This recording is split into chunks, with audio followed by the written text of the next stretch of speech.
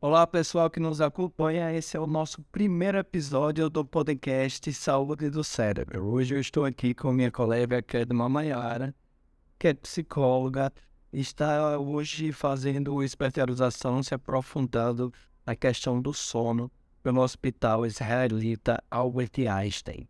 Então, o nosso tema de hoje é a insônia, algo que atinge milhares de brasileiros e que nós sabemos que podemos ajudar bastante com algumas técnicas, com alguns procedimentos. Kenma, primeiro assunto que não pode faltar são as causas, né? Quais são as principais causas da insônia ou de dormir mal ou de realmente ter um problema crônico? Ok, obrigada, Luan, pelo convite. Vamos lá, pessoal. Temos várias causas que podem interferir no nosso sono e que podem gerar insônia. Vamos destacar algumas delas hoje. O estresse. O estresse é um fenômeno mundial. Nós estamos passando por várias questões que interferem diretamente no nosso emocional. E o estresse é um deles, com o trabalho, com a família, o dar conta de tudo, a autocobrança. Então, isso vai interferir diretamente no nosso sono. Muitos pacientes chegam aqui na clínica, como somos psicólogos, trabalhamos a questão emocional e sempre investigamos como está o sono dele. E o que é que descobrimos, o que registramos, o que acompanhamos, Luan? É o quanto na qualidade do sono interfere também no dia a dia dele. Exato. E hoje a gente tem uma grande problemática da ansiedade. A gente vive tempos que a ansiedade toma conta de uma forma absurda e vem atingindo até pessoas mais jovens, né? E essa ansiedade com certeza gera esse estresse. Isso. E a ansiedade, muitas das vezes, é negligenciada. As pessoas só se dão conta que estão precisando de tratamento quando tem uma crise de ansiedade, uma crise de pânico. Chega num colapso, porra o corpo. Isso. Então, vamos tratar enquanto os sintomas ainda estão leves. Claro, se o paciente tem uma crise, se esbolou, há tratamento. Eu sempre falo assim, não, se o seu problema não tem cura, mas tem tratamento, vamos buscar. Esse é o nosso objetivo. Um grande ponto também são as questões de substâncias que interferem. A gente sabe que, por exemplo, é muito comum o uso de energético por jovens. Cafeína é algo que interfere diretamente no sono. Isso são coisas clássicas, entendidas e conhecidas há muito tempo, né? Qual a interferência maior dessas substâncias? Quais seriam e quais as recomendações para o uso dessas substâncias para aqueles que fazem o uso de qualquer forma? Por exemplo, do cafezinho, que tem aquela cafeína, ou até mesmo de chá, que também possui cafeína, né? Isso. Muito boa essa sua colocação. Vamos lá, a gente não pode partir do pressuposto de eliminar tudo da nossa vida. O café é algo que o brasileiro gosta, já está na nossa rotina, na questão cultural. E vamos dar hoje exemplo.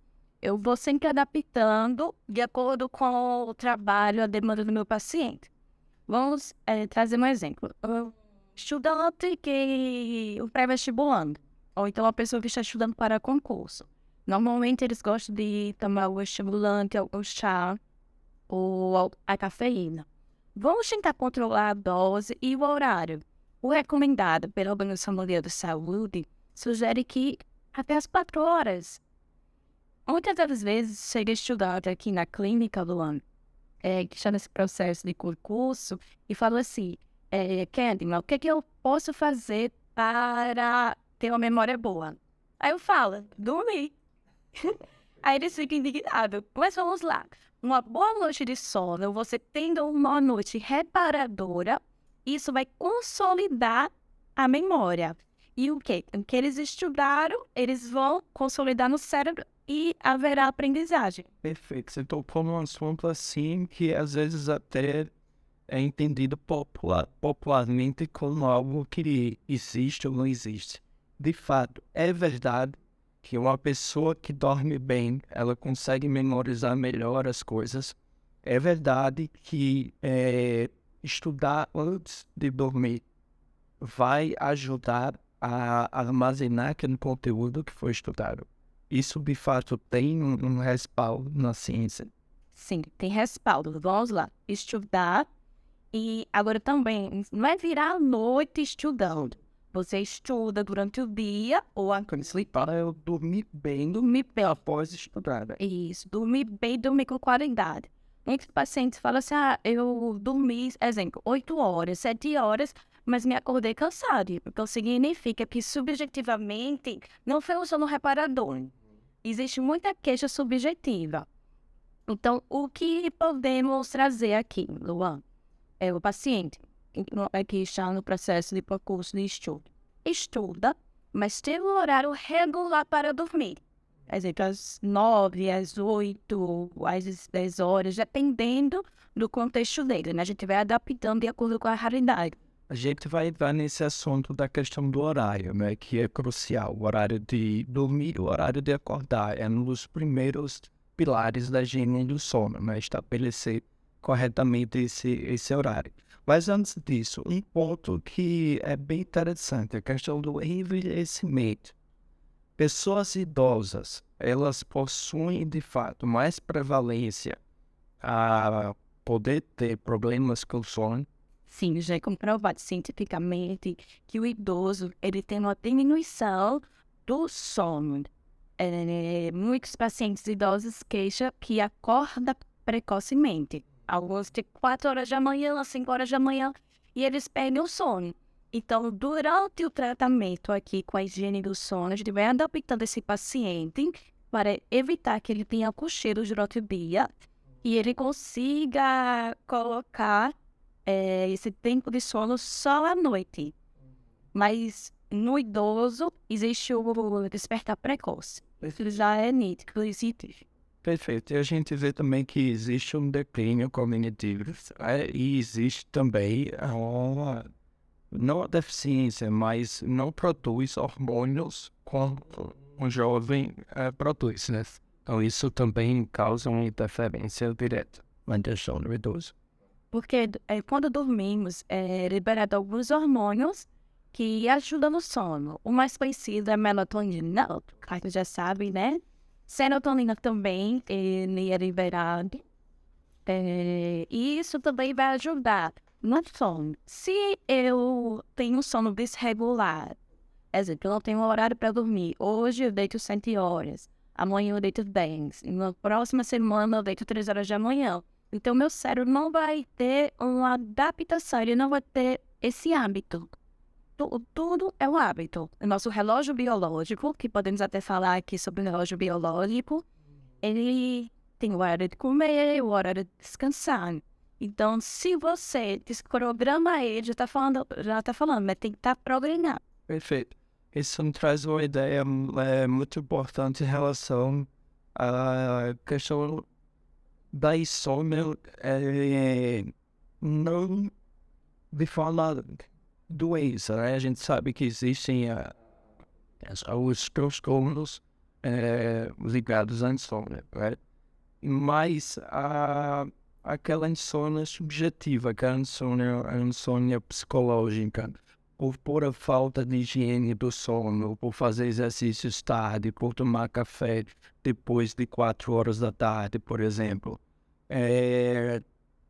Existe uma medida que possa nos dizer que a insônia, a maior prevalência de insônia é causada por esses fatores psicológicos, de falta de higiene, de sono, de questões comportamentais, ou existe uma distribuição em relação à insônia entre essas questões que podem ser resolvidas diante de uma terapia comportamental e essas questões que de fato, como distúrbios do sono, né?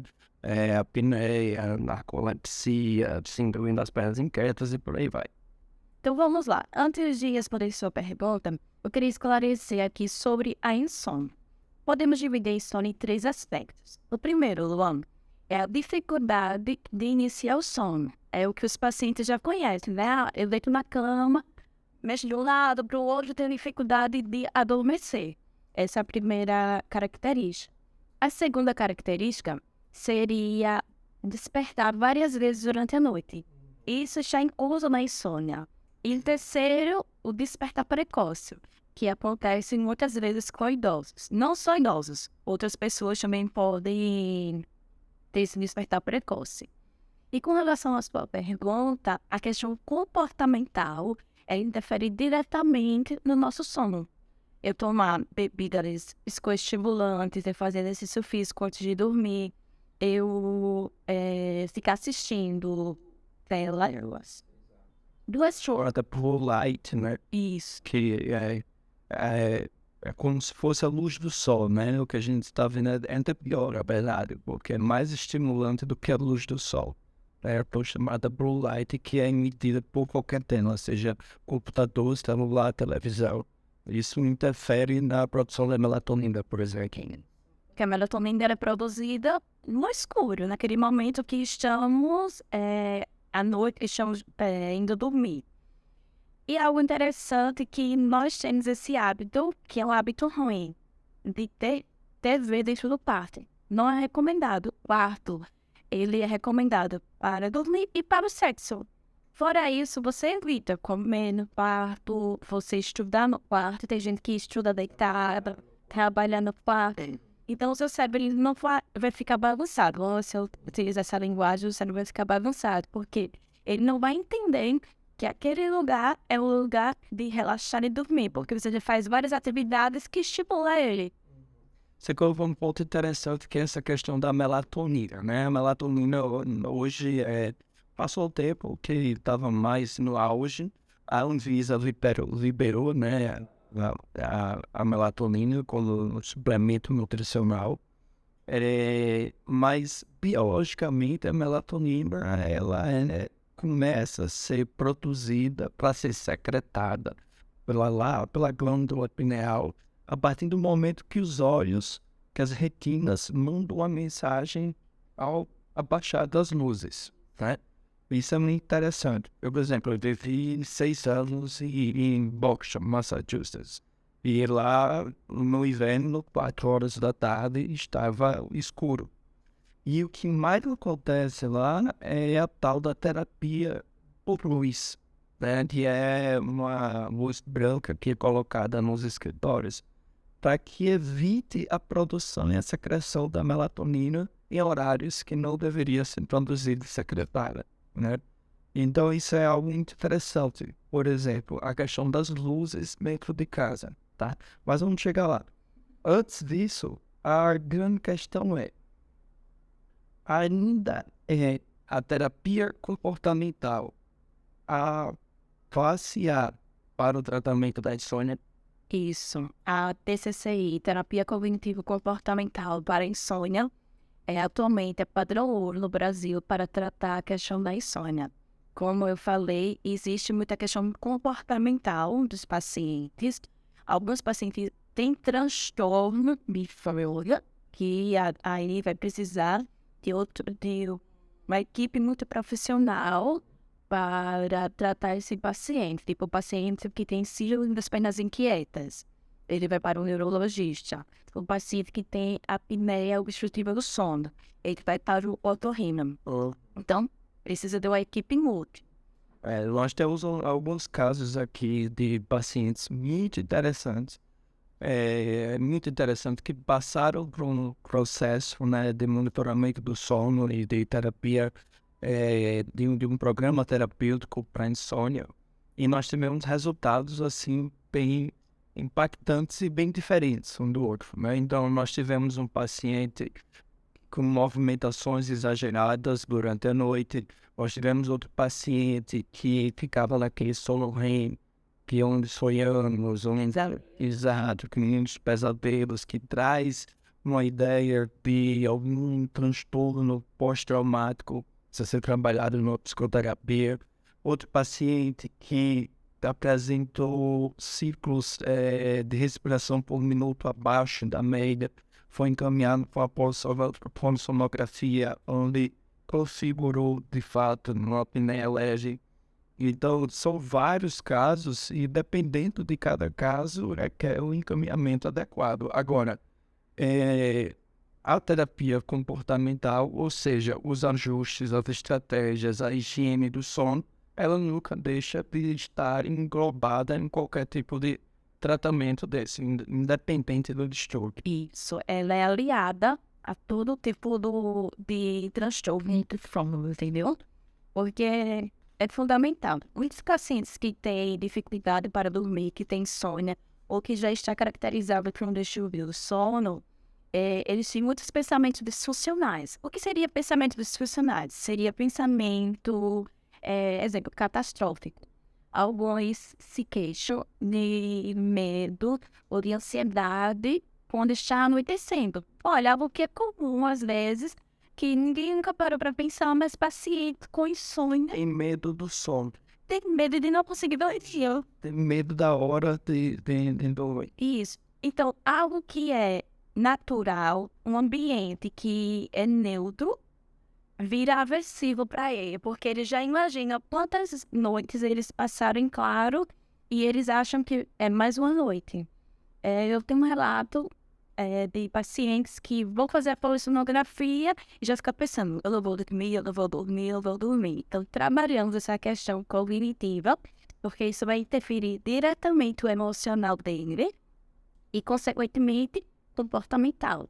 Se a gente consegue trabalhar os pensamentos disfuncionais, vai gerar emoções agradáveis e isso vai gerar comportamentos de aceitação. A gente traz uma dessensibilização. Eu vou mostrando para ele como é a polissonografia, mostro para ele em fotos, em vídeos, ou então, dependendo, eu vou para um ambulatório, uma clínica, para mostrar para ele na prática. Claro, isso com a equipe multi, por isso trabalhamos sempre com amigos, para trazer essa informação, porque o paciente tendo informação, isso vai diminuir esse medo, o medo do novo, né? Entendo. E entrando agora, de fato, na questão dos distúrbios do sono, tá?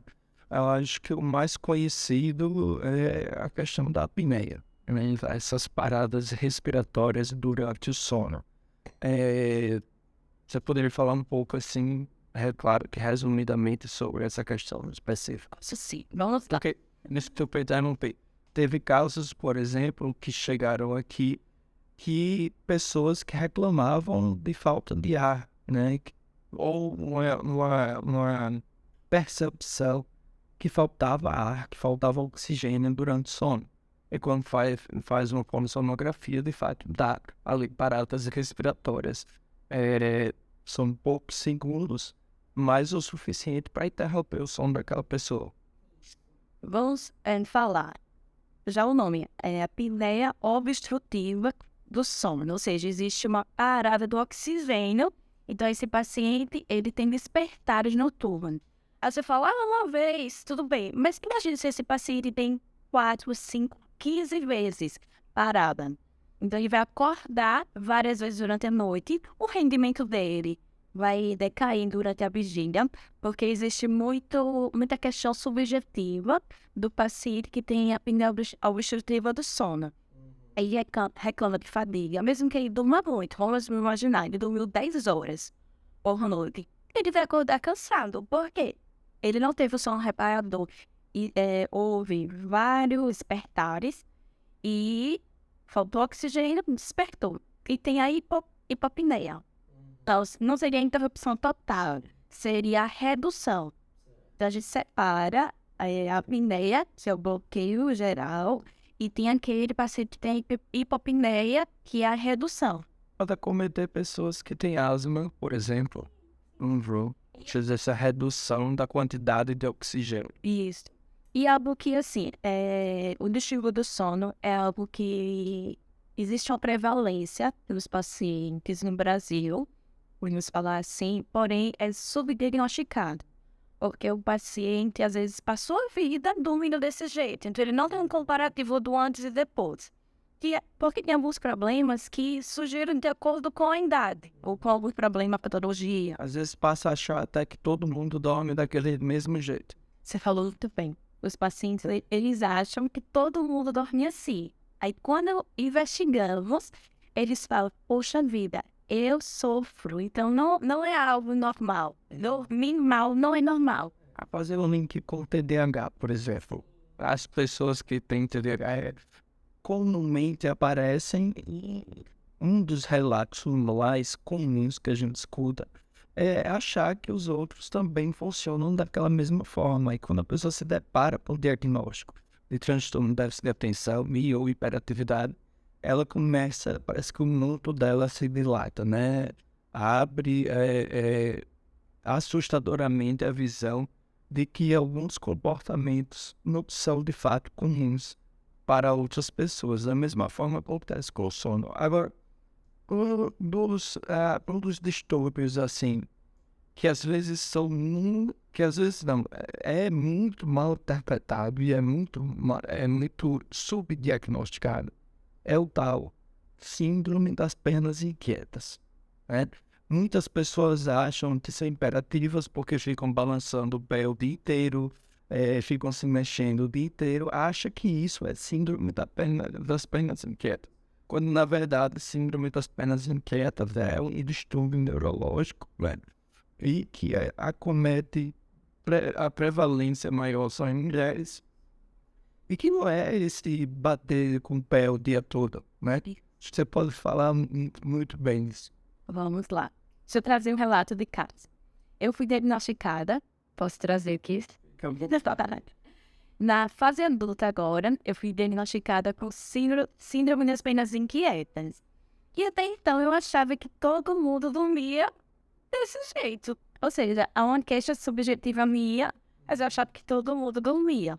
Até passar pelo processo de avaliação aqui na clínica, de monitoramento do sono, de higiene do sono. E tudo que eu tentava fazer, eu não conseguia cumprir. Por quê? Meu corpo, durante a noite, que era para estar relaxado, os membros, o tônus muscular era para estar relaxado, ele estava... Numa luta de UFC. Quando eu vi o vídeo da gravação, do monitoramento, eu fiquei assustada. Eu falei, essa sou eu. Bom, quero matar o Jagger, ela colocou uma questão muito interessante, porque a Kedma, ela passou pelo processo, nosso programa terapêutico, né, para insônia, e que tem uma duração aí aproximada de 45 dias, mas que em 7 dias a gente utiliza um aparelho importado, não é uma polissonografia, mas nos dá dados ali cruciais, como, por exemplo, a hora exata que a pessoa dormiu, a hora que a pessoa acordou, a quantidade de movimentações durante a noite, nos dá a média de batimentos cardíacos, nos dá a média de respiração por minuto, de ciclo de respiração por minuto.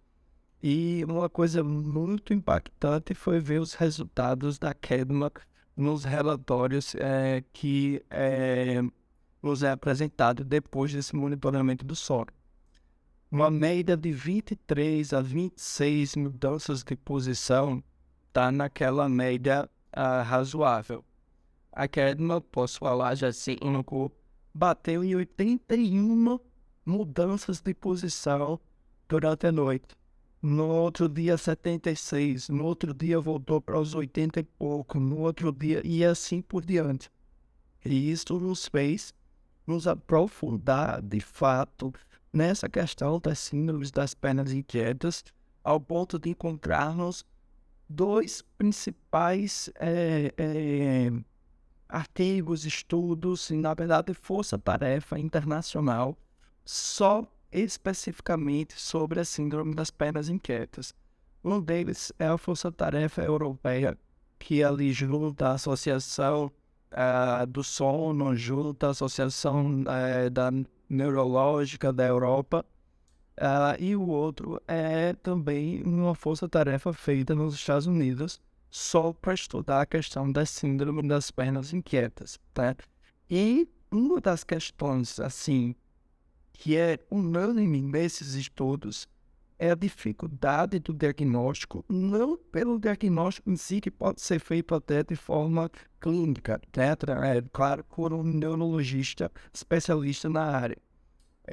Mas pela dificuldade do paciente em explicar o que ele sente, né? Então, essa é a grande questão dessa síndrome. É o paciente, tipo, relatar quais são os sintomas e por isso é subdiagnosticada muitas vezes. Que são sintomas que o paciente tem, que é um pouco subjetivo e ele não consegue expressar. Vamos lá, tem alguns pacientes apresentam formigamento nos membros inferiores. No vídeo, eu comprovei que nos meus pés tinham os movimentos estereotipados, entendeu? É tipo assim, uma maneira de querer se ajustar, se organizar para dormir. Que todo mundo acontece. Eu disse, procura uma posição. Mas no meu caso, essa posição eu nunca encontrava. Então eu ficava mexendo muito os membros inferiores. Porque eu lembro até que os seus relatos eram principalmente ao anoitecer ou no entardecer ou a chegada da noite começava a ter uma inquietação motora, principalmente dos membros inferiores das pernas. Isso. Então, sensação de coceira, sensação de formigamento, sensações até que às vezes não consegue se explicar. E algo interessante que você falou, assim, dessa inquietação, que eu nunca tinha percebido. Eu sempre fui proativa, mais ativa à noite. Mas era o quê? Já era o sintoma, uma característica da síndrome das pernas inquietas. Eu queria fazer faxina em casa, eu queria me movimentar. Na clínica, que às vezes no final do atendimento eu queria organizar as coisas. Mas pela manhã era uma sonolência diurna, que a gente chama, muito grande, uma fadiga, uma falta de energia. Mesmo eu dormindo cedo, mesmo fazendo a higiene do sono, ainda não era o suficiente. Eu sempre acordava com essa lentificação e permanecia durante o dia. Agora, quando era tarde, começo da noite, tinha mais energia. Exato. É interessante assim, porque a Gedman chegou, claro, com colegas de profissão, não foi paciente, na verdade foi um experimento fantástico que a gente teve, né? Porque ela é psicóloga, eu sou psicólogo, e nós discutimos muito essa questão. E eu lembro muito bem, assim, de todo o processo que a gente fez. A gente começou com os relatos, e os relatos são muito parecidos com relatos de uma pessoa que está deprimida. Fadiga, falta de energia, desmotivação, uma tristeza durante o dia por não conseguir executar aquilo que planejou. Então, assim, e aí tem essa questão do subdiagnóstico. Porque se chega para um psicólogo, um psiquiatra, que não vai se aprofundar nessa questão, acaba entendendo como um processo depressivo, né? Ou um deprimido, ou uma depressão propriamente dita. E aí foi quando nós fizemos um monitoramento e deu aquelas movimentações assim, assustadoras. Fora do padrão, né? Completamente fora do padrão. Nos debruçamos, estudamos bastante sobre o assunto. A Kedma, ela foi para um neurologista, onde foi encaminhada para uma polissonografia. Essa polissonografia foi feita, depois você pode até falar, né, que é a polissonografia completa, onde é colocado também sensores eletrodos nas pernas, para justamente observar essas movimentações desses membros inferiores durante a noite. E o resultado da polissonografia deu, lembro como hoje, 25 PLM, né, que está no nível já intermediário, ou seja, se desse leve já era uma síndrome caracterizada, mas deu 27, se eu não me engano, 27 ou 27 PLM, temos tudo registrado. E a grande prognóstico era de ter uma melhoria diante de uma higiene do sono, né? Não satisfeitos, nós realizamos o segundo monitoramento do sono, só que dessa vez com o monitoramento de vídeo durante a noite. E aí posso colocar aqui para vocês, se você me permitir, esse vídeo Não se assiste. de uma noite só, por exemplo. E aí fica claro a quantidade de movimentos que ela tinha ali durante cada hora, se você observar bem, tá? Então, voltou para o neurologista, onde de fato foi diagnosticado a síndrome das pernas inquietas e daí passado um medicamento propício para isso, porque é uma síndrome neurológica que não tem cura, tem recessão. Isso. Pode oscilar, né? Em alguns momentos pode ficar mais intenso, outros momentos pode parar ou diminuir. Essa questão da polissonografia. A gente sabe que existem vários tipos de polissonografias. Você pode dizer isso com propriedade porque você passou pelo processo de fazer uma polissonografia completa, né? Quais são as diferenças? Vamos lá. A primeira é a polissonografia tipo 1, que é considerada padrão ouro no Brasil. Ela coloca vários eletrodos na cabeça, nos membros superiores, membros inferiores. Kedma, o assunto assim que eu posso trazer. Hoje eu estou atendendo um paciente que é brasileiro, mora nos Estados Unidos. E durante o atendimento eu faço avaliação psicológica, né? Faço poucos atendimentos de psicoterapia. Meu foco maior é em avaliação psicológica, em descobrir o que de fato aquela pessoa tem. E ele relatou muitas queixas relacionadas ao sono. E eu passei para ele, eu vou até colocar esse link aí, porque nos Estados Unidos as coisas, claro, são muito mais fáceis, desburocratizadas. E eu indiquei para ele fazer uma polissonografia domiciliar, né, que é uma polissonografia mais focada na questão da apneia, já que eles sofrem de asma. Então, assim, nós vamos fazer um dia dormindo com equipamento e daí, em 48 horas, ele recebe um relatório e o laudo do médico. Além do laudo, a prescrição, se caso for necessário, do uso do CPAP, né? O CPAP, né? Tipo, nos Estados Unidos a gente chama de CPAP. Mas é incrível como funciona lá essa questão da polissonografia. Mas claro que não é uma polissonografia geral feita em um ambiente propício, tá? Mas vamos falar agora da parte boa, pelo menos. Vamos tentar elucidar algumas questões assim, importantes de como ter uma boa noite de sono. Boa pergunta. O ponto principal que eu gostaria de começar, que eu gostaria que você começasse, é o sono, a preparação do sono começa no acordar. Isso, por favor. Isso é muito interessante, Luan. Normalmente os pacientes, eles acham que uma boa noite de sono começa à noite. Aí vamos trabalhar a questão cognitiva e a questão da psicoeducação. Uma boa noite de sono começa ao despertar. Então, quando trabalhamos a questão da insônia, quando trabalhamos com higiene do sono, o paciente, ele precisa de um horário para acordar. Então, a gente entra em acordo, de acordo em cada demanda do paciente. Então, imaginar, profissionais de saúde que dão plantão, é mais difícil ter uma higiene do sono constante. Então, vamos adaptar para a realidade dele. Uma mãe que tem uma criança pequena. Então, tudo isso é ajustado de acordo com a vivência e as responsabilidades do paciente. Mas vamos lá, o paciente que trabalha no horário comercial. Vamos fazer um protocolo de higiene do sono pessoal, personalizado, vamos falar assim, para ele acordar ao mesmo horário. Ou seja, o cérebro dele vai se adaptar a acordar esse horário. E durante o dia, ele vai precisar ter alguns comportamentos que vai facilitar o dormir. Exemplo, algo que não podem fazer, vamos evitar fazer. Vários cochilos durante o dia. Porque às vezes o paciente fala assim, não consigo dormir à noite. Então vamos investigar como foi o seu dia. Ele acorda à tarde, dorme após o almoço, muito tempo, vários cochilos, né? Porque aproximadamente o cochilo entre meia hora e 40 minutos, no máximo.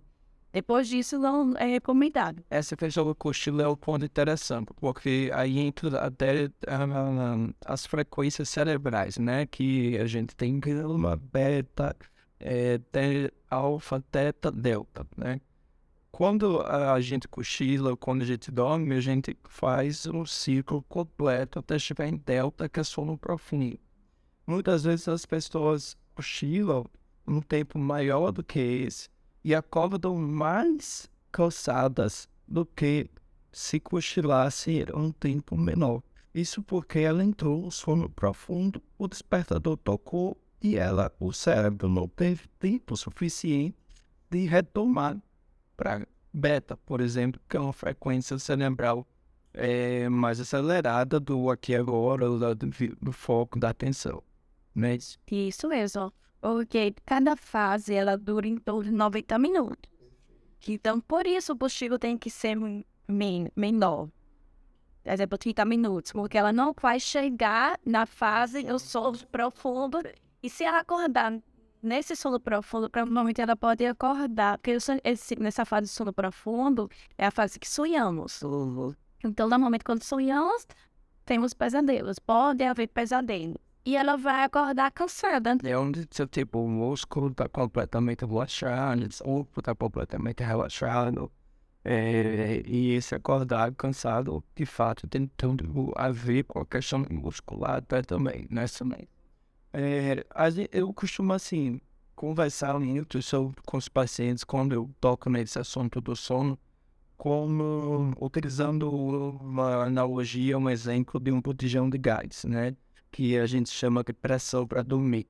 Então a gente precisa encher esse botijão de gás durante o dia para que ele esteja bem cheio, para que quando você durma, você consiga esvaziar completamente. E como você enche esse botijão de gás?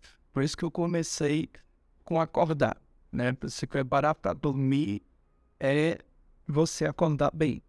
E acordar bem significa você acordar e você, assim que despertar de fato, você ter contato com a luz branca, que é a luz do sol, ou a luz do sol, se você tiver oportunidade, ou luz branca dentro de casa.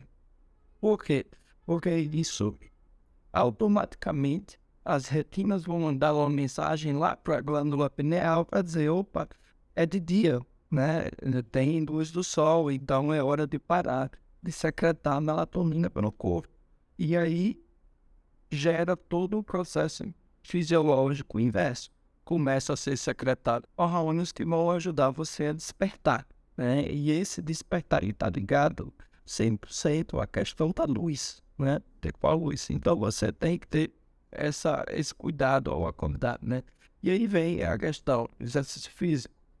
A gente teve um paciente, por exemplo, aqui que fazia exercício físico à noite e acordava coisa de 10, 15 vezes durante a noite, né? Só com a mudança do horário do exercício físico e também com a ajuda de um psiquiatra fazendo um trabalho muito profissional, onde ele teve ali um indutor do sono durante 15 dias para poder justamente a gente definir qual horário que ele vai acordar e qual horário que ele vai dormir. Regular, né? Regular, isso que é um ponto extremamente importante.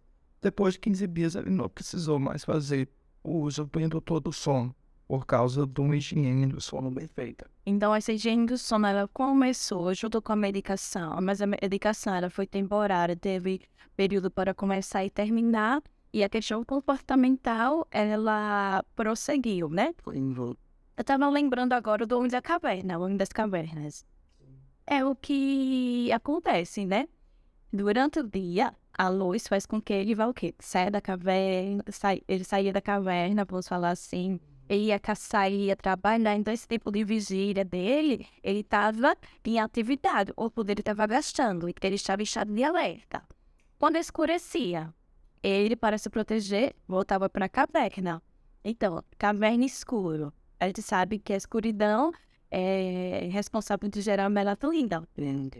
O que acontece é que com a modernidade, nós estamos trocando dia pela noite, nós estamos tendo dificuldade comportamental. Às vezes a luz amarela por muito tempo, escritório, Por isso, o bom recomendado se a luz da sua casa ou a luz do seu trabalho seja essa luz quente, né, amarela, você ter também luz branca, então você separa o horário do seu almoço, o horário do intervalo, 10, 15 minutos, e sai.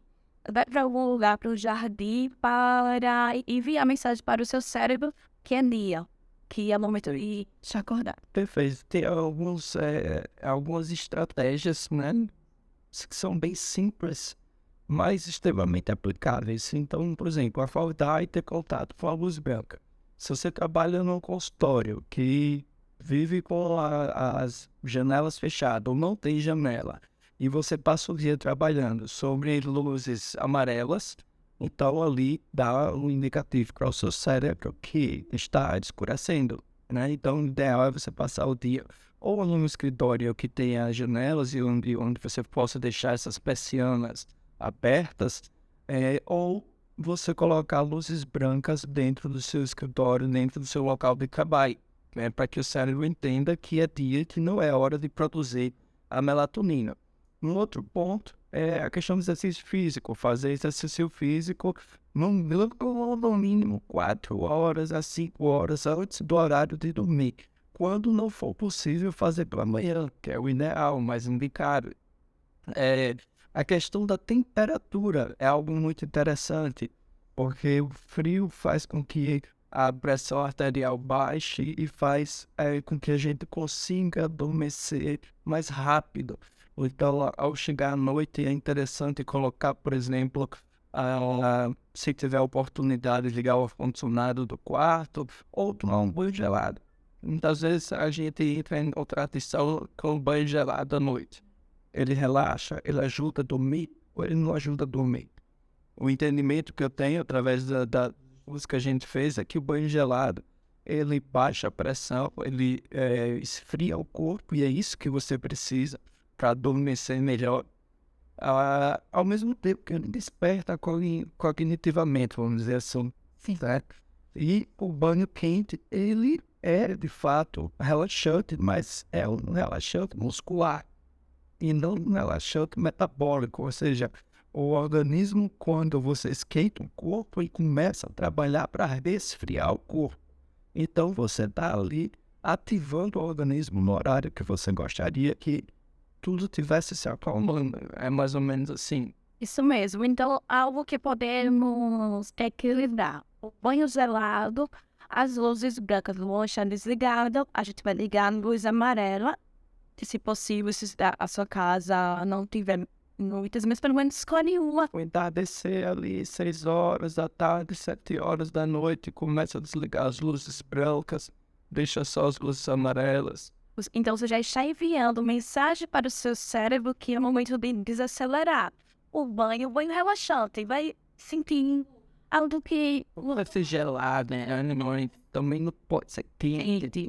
vai sentir o cheiro do sabonete, entendeu? Você vai entrando em contato com a água, com a questão sensorial, que isso também vai trazendo o quê? A diminuição do estresse, isso vai trazendo o quê? O relaxamento. Pode ter uma meditação, evita telas desse momento, é o seu momento. Eu sempre falo assim, é o seu momento de descanso, é o seu momento do autocuidado. A gente cuida de todo mundo. Aí eu pergunto, quem cuida de você? Precisa mexer esse autocuidado. E é minha responsabilidade. Ninguém pode dormir por mim. Essa função só eu que consigo fazer. Perfeito. Então, eu vou me cuidar. Alimentação. É no outro ponto, porque alimentação, seria qualquer comida, nós estamos aqui entrando na questão nutricional, mas qualquer alimento que você ingere, você ativou ali automaticamente o sistema digestivo, ou seja, o seu metabolismo vai acelerar. Qual é o mais indicado para a questão da alimentação em relação ao sono à noite? E já temos o consenso de não tomar cafeína, nem chá que tenha estimulante. É melhor outros tipos de chá que acalmem, uma comida leve. Você não vai comer uma comida pesada, porque nesse momento que você vai dormir, seu organismo vai fazer a digestão. Então, isso vai prejudicar no seu sono, na sua qualidade do sono, porque é diferente. você dormir muito e você ter uma boa qualidade do sono. É bom a gente sempre separar isso. Tem gente que dorme muito, mas não tem uma boa qualidade de sono, não tem um sono reparador. Você entendendo? Porque você está dormindo muito, você está dormindo bem. Bem, isso. Yeah. Agora a questão a que eu mais gosto, assim, né? Claro que não são todas as pessoas que têm essa oportunidade, ainda mais a energia do jeito que tá caro hoje em dia. Mas a do esfriar o quarto. Tipo, uma hora antes da eu e minha esposa ir pra cama, a gente liga o ar-condicionado, né? Fecha o quarto, deixa o quarto bem frio, porque quando a gente deita, descobre a cama, né? Tira o cobertor, e para que a cama fique gelada. Isso é interessante, porque quando a gente deita, claro que a gente já regula o ar normal, mas existe a troca de calor, né? O calor do meu corpo vai para a cama, e o frio da cama vai para o meu corpo. E isso facilita o adormecer, né? Eu acho que isso é uma das estratégias mais interessantes que eu já coloquei em prática, além da questão das luzes. Baixar as luzes, ter uma rotina padrão todos os dias, então tenho 2 filhos, sabe? Tipo, 8 horas da noite os dois estão dormindo já, são 7h30. Então existe todo um ritual do sono estabelecido. Isso a gente traz muito lá dos Estados Unidos, porque precisava ter, por causa da questão da luz solar, né, que é completamente diferente daqui. Mas é isso. Mais alguma dica, mais alguma recomendação, mais algum conselho que você pode deixar aqui para a nossa audiência sobre o sono? Ok. O que eu quero deixar para a reflexão de todos vocês vamos avaliar como está o nosso sono, como está o seu sono. Será que você está negligenciando o seu sono? Será que você não está cuidando dele? Será que precisamos ter esse autocuidado nessa rotina de trabalho, de estudo, de família? Às vezes tem um senso errado, que dormir é perda de tempo. Não, dormir gera qualidade de vida. Você tendo uma boa qualidade uma noite, uma boa qualidade de sono, isso vai diminuir índice de depressão, ansiedade, problemas cardiovasculares. Então, o sono, ele é reparador. Vamos trazer uma analogia de uma faxina da casa, né? Se você passa muito tempo sem limpar a casa, ela vai gerar o quê? Uma bagunça, poeira, isso vai trazer prejuízos para os familiares. O nosso sono é a mesma coisa. No momento que eu estou dormindo, meu cérebro está fazendo a faxina. Algumas coisas ele vai liberar, vai esquecer que não é importante, e outras coisas ele vai armazenar. Como a gente falou, ele vai consolidar a informação. E para consolidar a informação, a gente precisa dormir bem e dormir com qualidade. Então, você que estuda, você que trabalha, todos nós precisamos o quê? Guardar as informações importantes. E fazemos isso com o quê? Da boa noite de sono. Então, eu quero trazer essa reflexão. Como está a sua qualidade do sono? Como está o seu sono?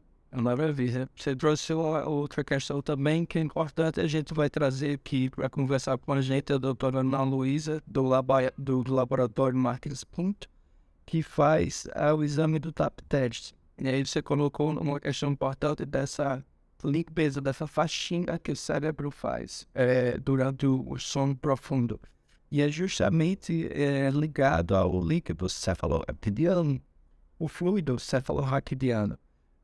Que durante o sono profundo ele faz toda a trajetória em volta do cérebro, desce pela medula espinhal, sobe novamente, e é nessa trajetória que ele faz que ele limpa os resíduos das ligações neurais que nós passamos aí o dia inteiro tendo, né? Porque estamos atentos, estamos, enfim, vivendo.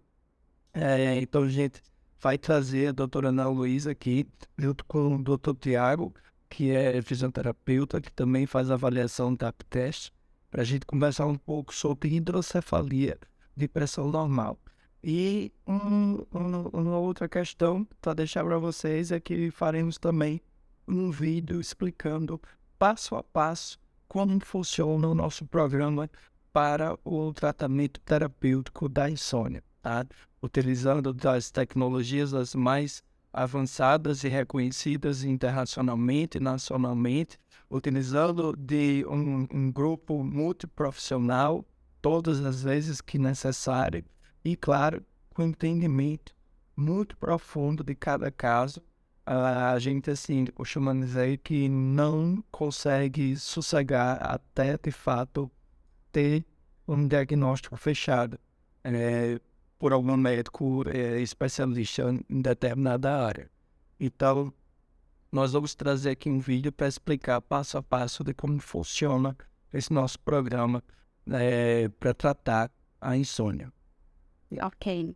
Então, se você gostou, curte, comenta e compartilha esse vídeo. Parte dela. Até já. Muito obrigado, pessoal. Até a próxima.